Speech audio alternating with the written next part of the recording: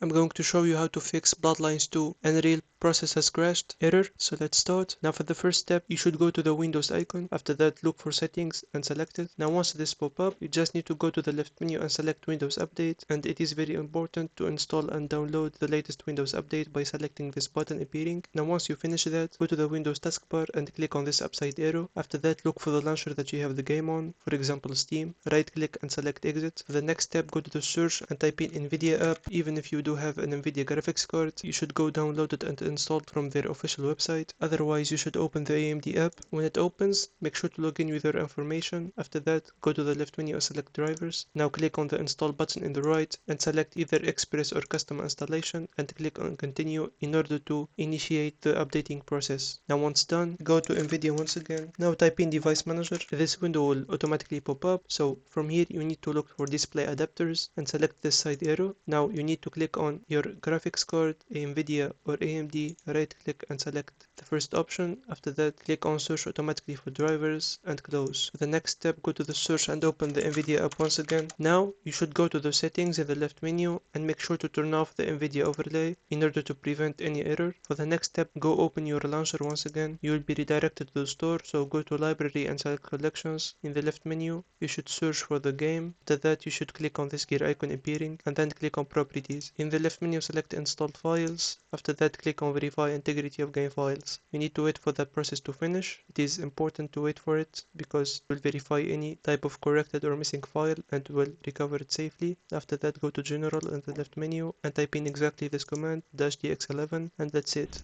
All you need to do is to restart your computer and you should be good to go. If you found it helpful, consider subscribing and see you on the next one.